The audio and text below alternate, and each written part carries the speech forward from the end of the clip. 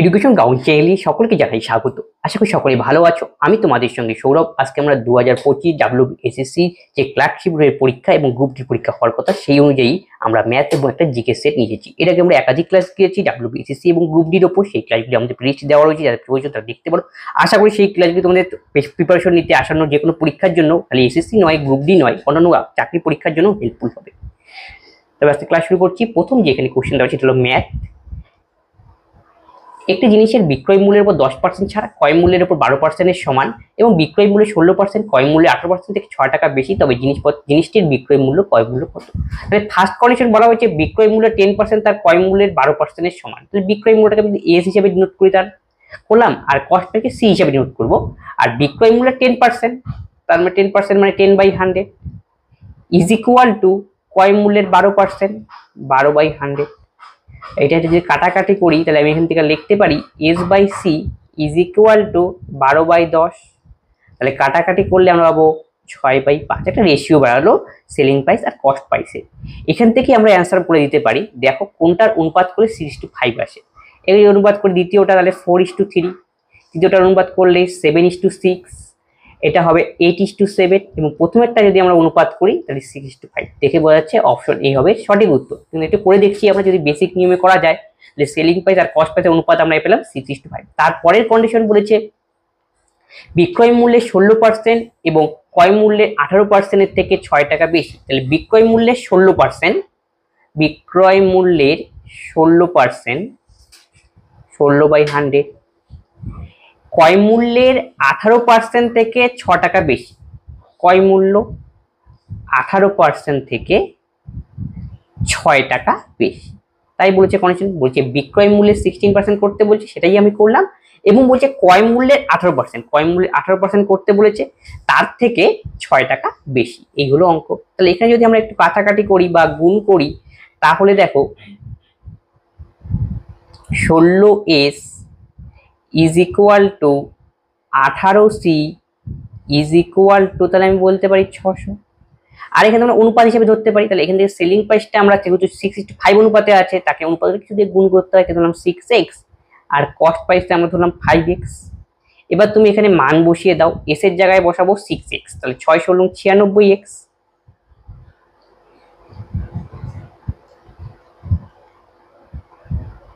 Minus C মানে হলো 5x, তাহলে 5×90x ইজ ইকুয়াল টু 600।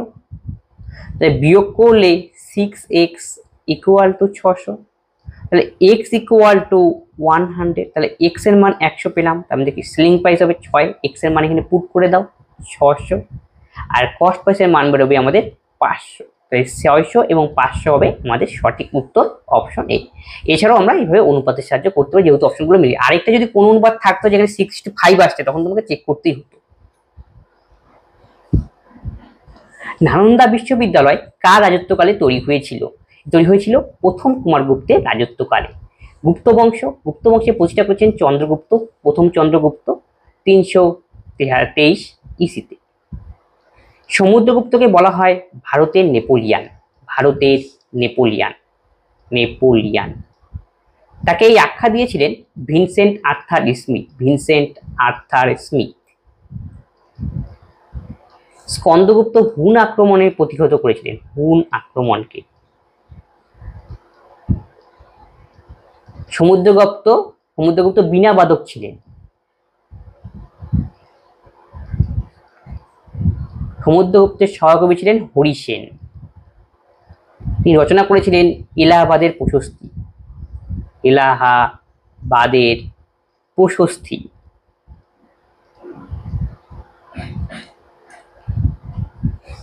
সূর্যের শক্তির প্রধান উৎস কি?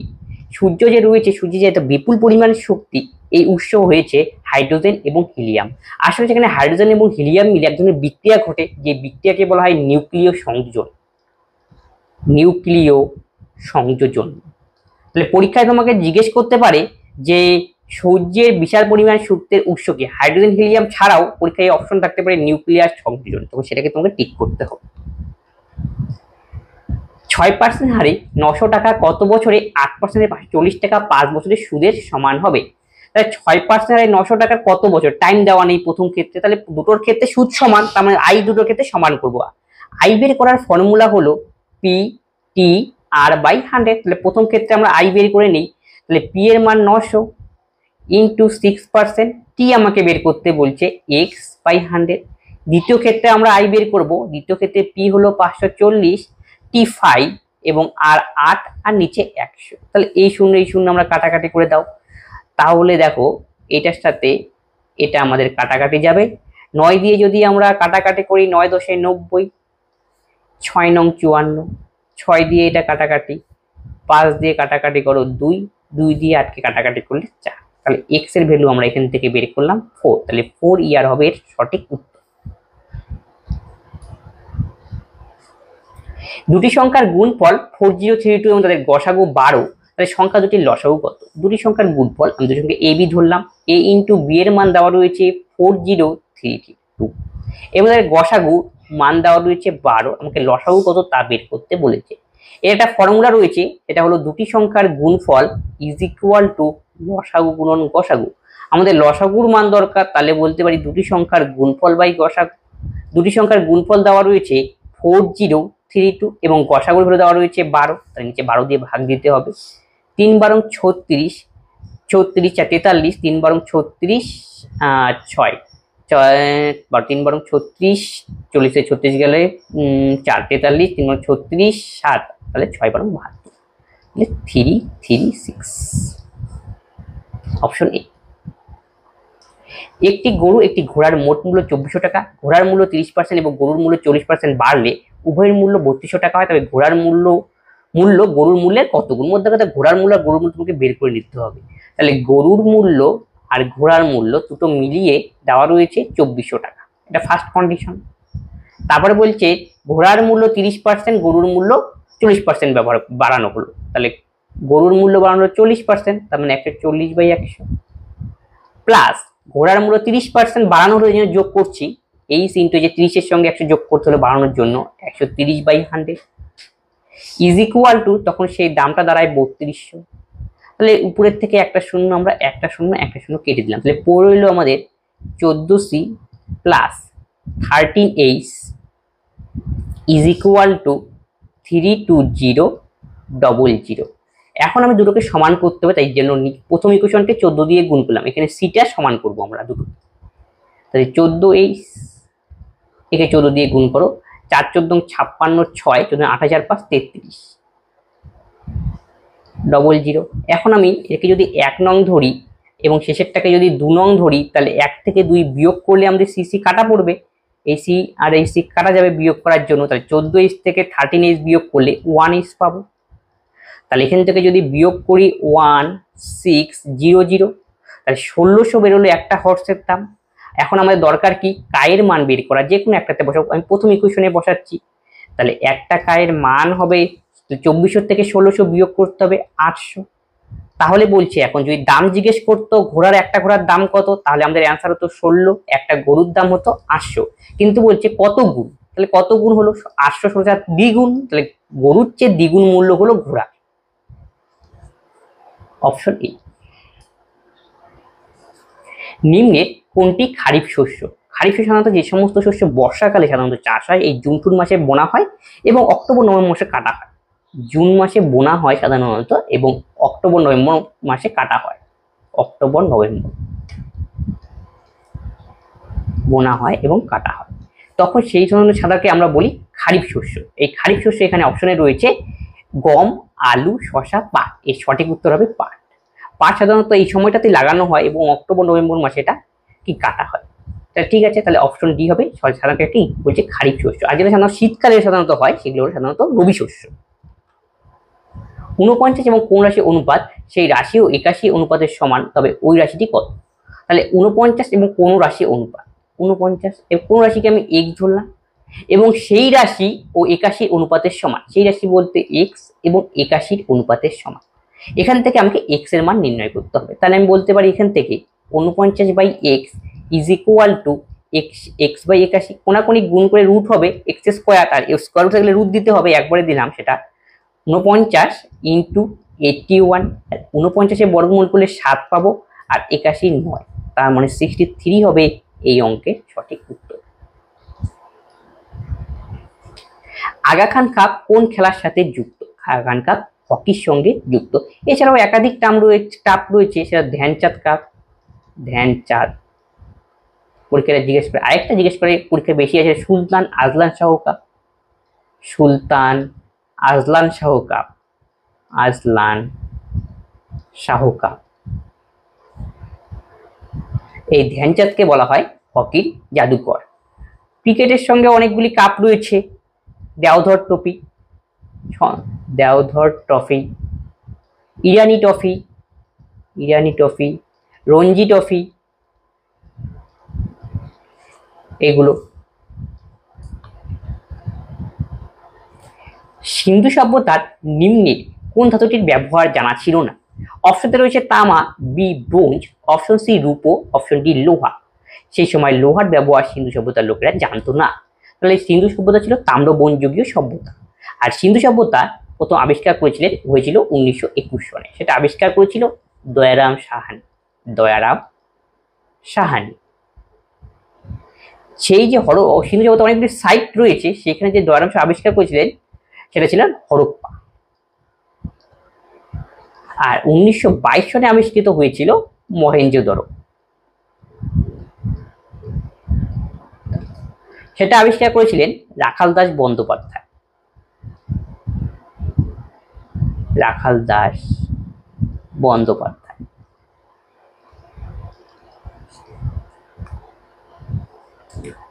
রানী স্বর্ণবাদ কোন খেলার সঙ্গে যুক্ত? তিনি শুটিং এর সঙ্গে যুক্ত।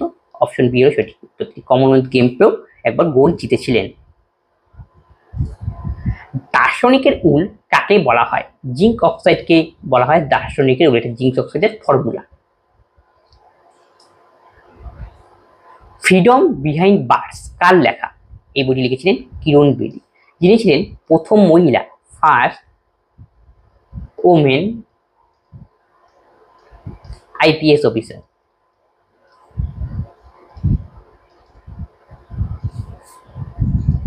নেলসন ম্যান্ডেলা তার বিখ্যাত বই পরীক্ষায় জিজ্ঞেস করে a long walk two freedom, a long walk two freedom. তাকে দক্ষিণ আফ্রিকার গান্ধী বলা হয়।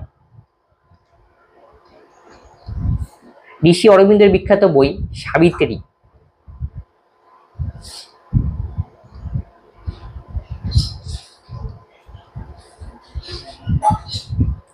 পৃথিবীর উচ্চতম মালভূমি কোনটি?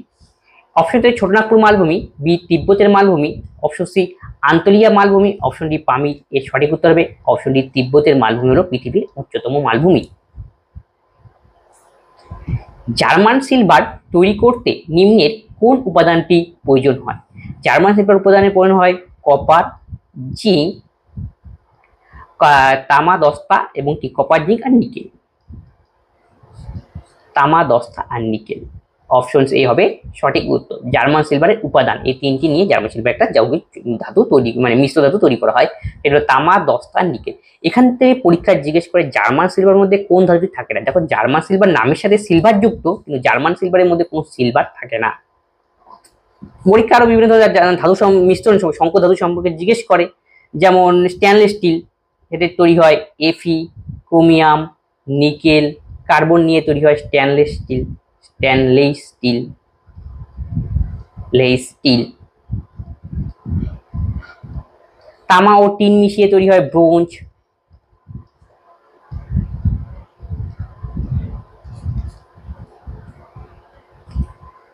কোন ভিটামিনের অভাবে স্কার্বি রোগ হয়?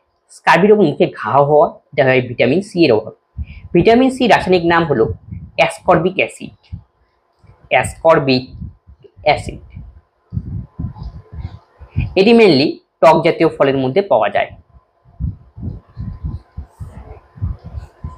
আর ভিটামিন ডি এর রাসায়নিক নাম হলো ক্যালস্যাফিরল, ক্যালস্যাফিরল। ভিটামিন ডি এর অভাবে হাড়জনিত রোগ হয়, হাড় উইক হয়ে যায়। সেই রোগের নাম বাচ্চাদের ক্ষেত্রে রিকেট এবং বড়দের ক্ষেত্রে সেটা অস্টিওম্যালেসিয়া, অস্টিওম্যালেসিয়া। ভিটামিন কে এর রাসায়নিক নাম হলো ফাইলোকুইনোন। ফাইলোকুইনোন।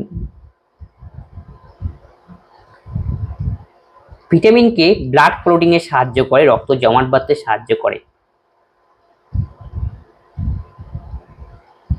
ভিটামিন এ এর রাসায়নিক নাম হলো রেটিনল। রেটিনল। ভিটামিন এর অভাবে রাতকানা রোগ হয়।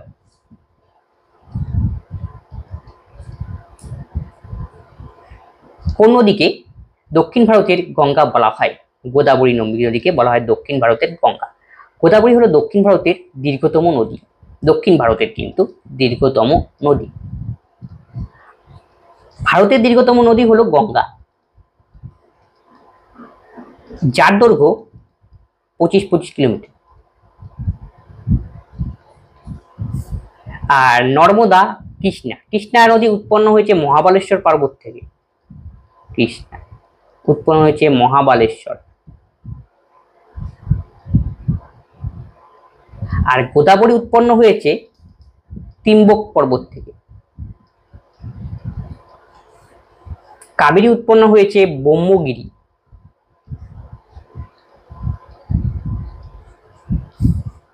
নর্মদা হলো অমরকণ্টক। অমরকণ্টক। নর্মদার মধ্যে রয়েছে ধুয়াধুর জলপ্রপাত। ধুয়াধুর জলপ্রপাত।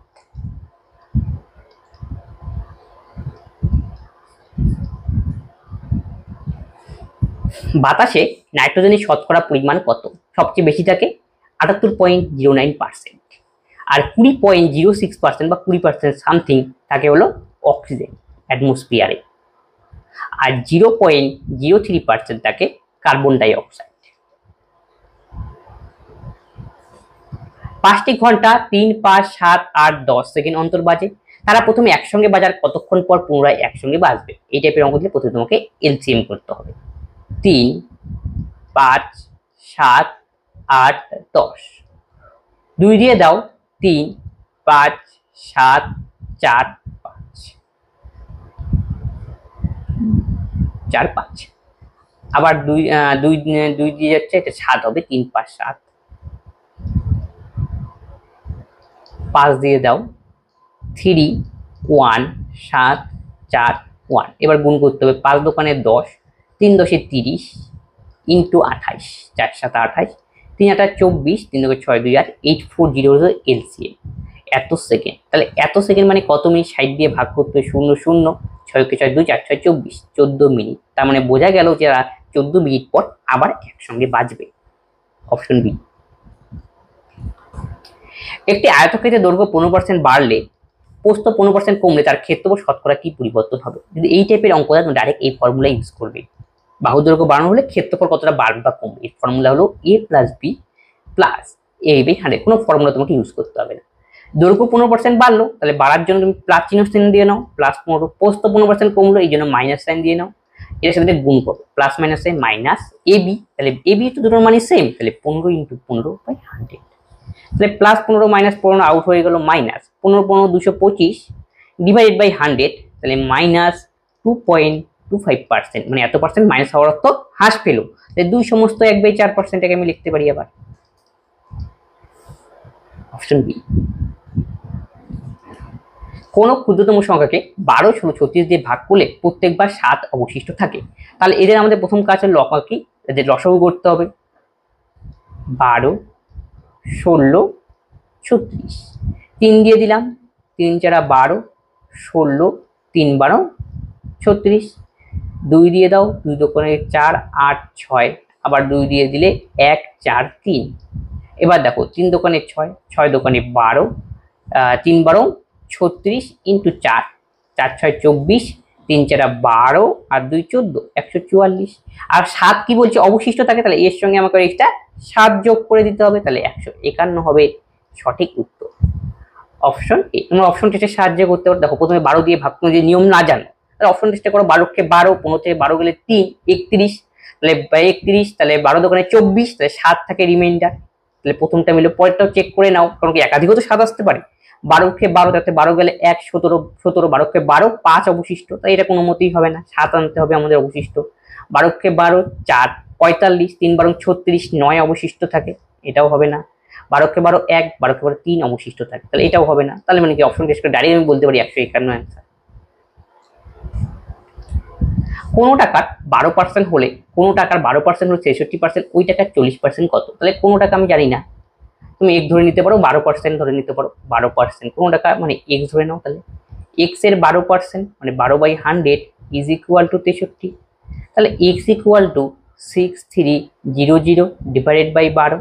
এখন বলছে এই টাকাটার আবার 40% কত, মানে 40/100।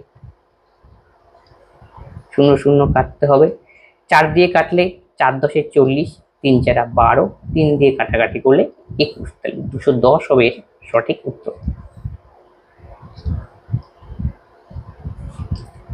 একটি ব্যবসায় এ কিছুদিনের জন্য 800 টাকা, বি 9 মাসের জন্য এত টাকা বিনিয়োগ করেছে, এ ও বি এর লাভ সমান হলে এর টাকা কতদিন ব্যবসায় বিনিয়োগ ছিল।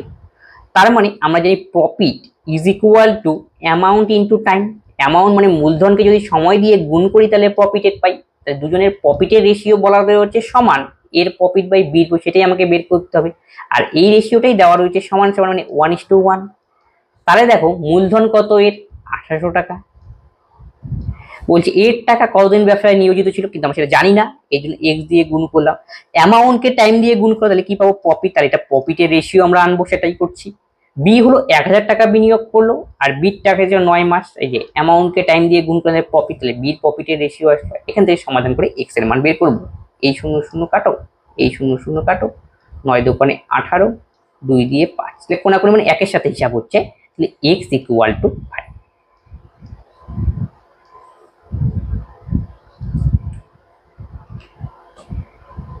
নিচের কোন অসামান্য অবদানের জন্য ভাটনগর প্রাইজ দেওয়া হয়? এটা হলো বিজ্ঞান এবং প্রযুক্তির জন্য বিজ্ঞানী শান্তিস্বরূপ ভাটনগরের সম্মানার্থে পুরস্কার দেওয়া হয়। এই পুরস্কার দেওয়া শুরু হয় 1958 সালে। বিভিন্ন মৌলের বিভিন্ন পরমাণুর নিউট্রন সংখ্যা এক মানে নিউট্রন সংখ্যা সেম, কিন্তু প্রোটন সংখ্যাটা আলাদা, ডিফারেন্ট, তবে তাকে কি বলা হয়? এই কতগুলো টার্ম রয়েছে পরমাণুতে, আমার যে চ্যাপ্টার রয়েছে আইসোটোপ, আইসোটোন, আইসোবার, সেরকম বলছে নিউট্রন সংখ্যা সেম, তাহলে নিউট্রন সংখ্যা সেম হলে সেটাকে বলে আইসোটোন। দুটো পরমাণুর মধ্যে যাদের নিউট্রন সংখ্যা সেম তাদেরকে বলবো আইসোটোন। মনে রাখবো কিভাবে, নিউট্রন মানে ন রয়েছে, তার মানে কি আইসোটোন। যদি বলতো প্রোটন সংখ্যা সেম, তাহলে হয়তো আইসোটোপ। দেখো প দিয়ে মনে রাখো, প্রোটন সংখ্যা সেম। আইসোবার মানে হলো ভর সংখ্যা সেম। হিমোগ্লোবিন যদি আয়রনকে দর্শায় তাহলে ক্লোরোফিল কিসে দেখা যাবে? ক্লোরোফিলের প্রধান উপাদান হলো ম্যাগনেসিয়াম। সঠিক উত্তর হবে অপশন বি। অ্যাসিড বৃষ্টির জন্য কোন গ্যাসগুলি দায়ী হয়? সালফার ডাই অক্সাইড এবং নাইট্রোজেন ডাই অক্সাইড হলো মূল দায়ী অ্যাসিড বৃষ্টির জন্য। অ্যাসিড বৃষ্টি হলে পিএইচ এর মান অনেক কমে যায়, তখন পিএইচ এর মান 6.2 হয়। পৃথিবীর দীর্ঘতম নদী কোনটি? নীল নদ হলো পৃথিবীর দীর্ঘতম নদ। আমাজন নদী যদি বলতো সেটা হলো ওয়াইডেস্ট, চওড়া সবচেয়ে বেশি। আর ভারতের দীর্ঘতম গঙ্গা। আর ইয়াং সিকিয়াং হলো এশিয়ার দীর্ঘতম। ইয়াং সিকিয়াং এশিয়ার দীর্ঘতম। মান নির্ণয় করতে বলছি এখানে, এটাকে বদমাস নিয়ম অনুযায়ী এই টাইপের সরল আমরা করব। বদমাস, প্রথমে আমাদের ফার্স্ট ব্র্যাকেটের কাজ করতে হবে, তার মানে যোগ রয়েছে, 3 দোকানে 6, 3 2 5, তাহলে 5/6 ফার্স্ট ব্র্যাকেটের কাজটা করে নিলাম।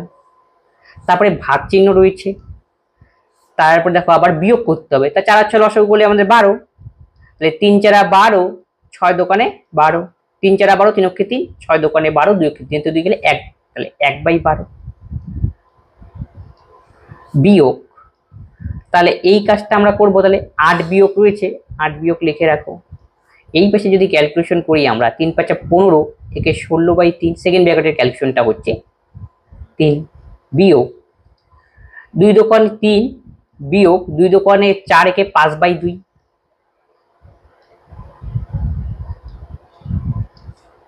তাহলে এখানে আমরা কি পেলাম, 8 পর্যন্ত তো আমরা নিয়েছি, 8 এর পরে বিয়োগ চিহ্ন রয়েছে, তাহলে 16/3 মাইনাস 3 দোকানে 6, 6 থেকে 5 গেলে 1, 1/2, আবার এটা লসাগু করলে 6, 3 দোকানে 6, 16 দোকানে 32, 2 দিয়ে 3 দোকানে 6, তাহলে বিয়োগ করলে হবে 29, 29 থেকে 32, 29/6।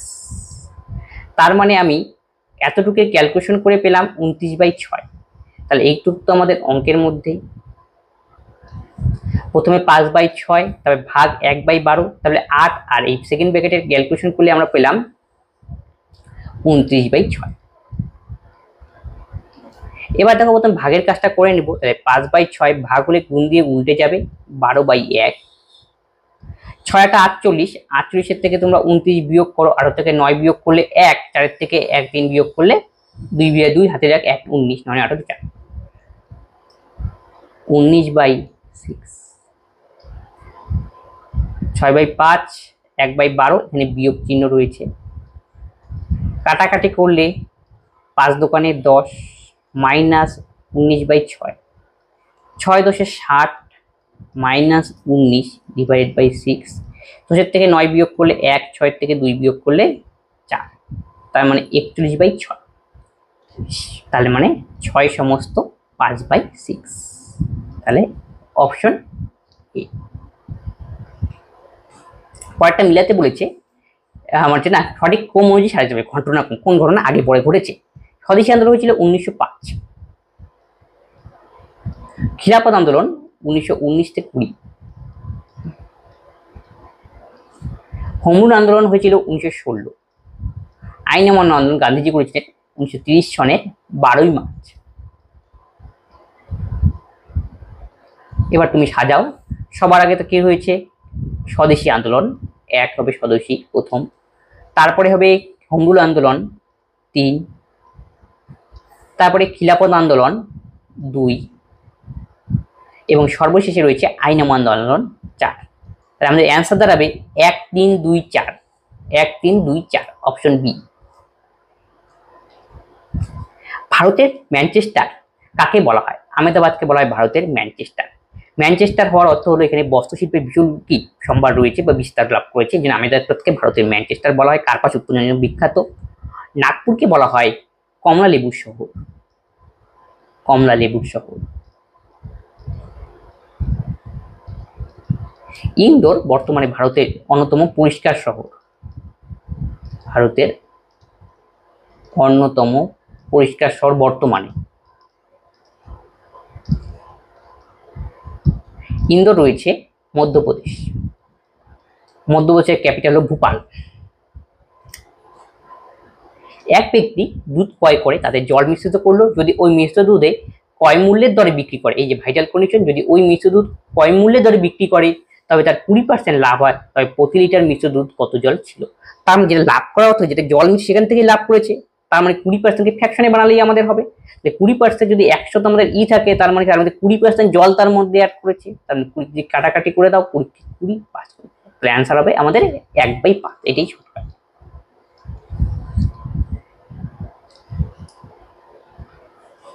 পরেরটা বলেছে বড় থেকে ছোট হিসেবে সাজাতে বলতে।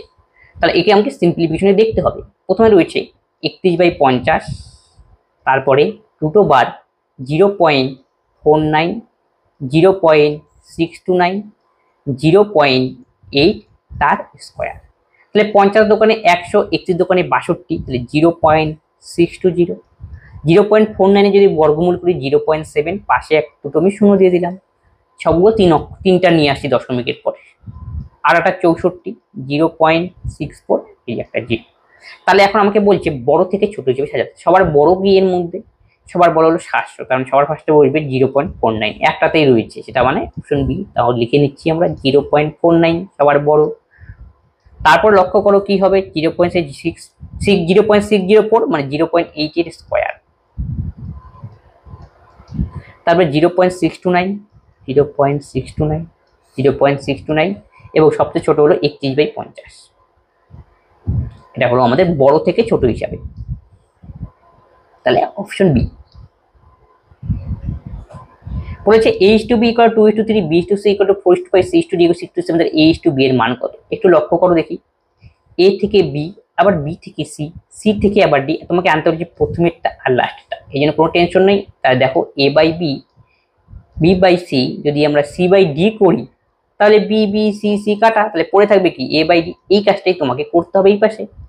তার মানে 2/3, 4/5, 6/7। কাটাকাটি করো, 3 দোকানে 6, তাহলে 4 দোকানে 8, 8 দোকানে 16, নিচে আসবে 5 7 35। তাহলে A/D মানে 16:35।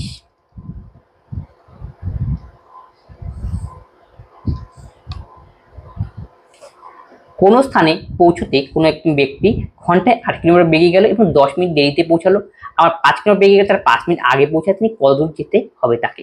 তার মানে প্রথমটা স্পিড যদি 4 কিলোমিটার পার আওয়ার বেগে যায় তাহলে 10 মিনিট দেরিতে পৌঁছায়। আর নেক্সট ক্ষেত্রে বলেছে যদি 5 কিলোমিটার পার আওয়ার বেগে যায়, আবার 5 কিলোমিটার বেগে যায়, 5 মিনিট পার আওয়ার বেগে যায়, তবে 5 মিনিট আগে পৌঁছায়, তাই 5 মিনিট আগে পৌঁছায়। এটা আমাদের মানে কিসের রেশিও দেওয়া? স্পিডের। আর এক্ষেত্রে ডিস্টেন্স তো সেম, তাহলে স্পিডের সঙ্গে টাইমের রেশিও নিশ্চয়ই উল্টে যাবে, 5:4। কিন্তু এখানে টাইমের একটা রিলেশন দেওয়া রয়েছে, যদি 4 কিলোমিটার পার আওয়ার বেগে যায় তখন 10 মিনিট দেরিতে পৌঁছায়, যদি 5 কিলোমিটার পার আওয়ার বেগে যায় তবে 5 মিনিট আগে পৌঁছায়। আলটিমেটলি প্লাস আর মাইনাসের কেস, তাহলে একই যখন হয় তখন আমাদের বিয়োগ করতে হয় আর বিপরীত যোগ করতে হবে। তার মানে কি 10 হলো প্লাস এই পাশে আর 5 হলো নিচে মাইনাস, তাহলে আলটিমেটলি কত হলো? 10 + 15 মিনিট। এই জন্য 15 মিনিট আলটিমেট নিতে হবে। সেটা আসলে কি, এই যে দুটো সময় রয়েছে এর মধ্যে গ্যাপ মানে একের ভ্যালু। তাহলে 15 মিনিটকে যদি আমরা ঘন্টায় মানে সাইড দিয়ে ভাগ করব, তার মানে 1 15 4 15 60, 1/4 ঘন্টা। এই 1/4 ঘন্টাই হলো একের ভ্যালু। তাহলে একের ভ্যালু আমরা বলতে পারি তার মানে 1/4 ঘন্টা, এই গ্যাপটা, সময়ের গ্যাপটা। তাহলে এখান থেকে যে কোনো তুমি একটার মান বের করো, আমি 4 এর মানটা বের করলাম। তাহলে একের ভ্যালু যদি 1/4 হয় তাহলে 4 এর ভ্যালু হবে 4 × 1/4। তার মানে আমি এখান থেকে বলতে পারি 1 ঘন্টা। এখন টাইমটা আমাদের পাওয়া গেল। তাহলে টাইম এই ক্ষেত্রে দ্বিতীয় কন্ডিশন নিয়ে কাজ করছি। দ্বিতীয় কন্ডিশনের টাইম আমাদের আলটিমেটলি অরিজিনাল টাইম কত ছিল? 1 ঘন্টা। আমাকে বের করতে বলি কত দূরে যাবে, distance. Distance is equal two formula speed into time. যদি টাইম জিজ্ঞেস করতো তাহলে আমাদের 1 ঘন্টায় অ্যান্সার করতে হতো। স্পিড ইনটু টাইম, তাহলে স্পিড কত? প্রথম দ্বিতীয়টার কেসে টাইম যেহেতু বের, দ্বিতীয়টার আমাদের গতিবেগ নিতে হবে 5 আর টাইম হলো 1, তাহলে 5 কিলোমিটার।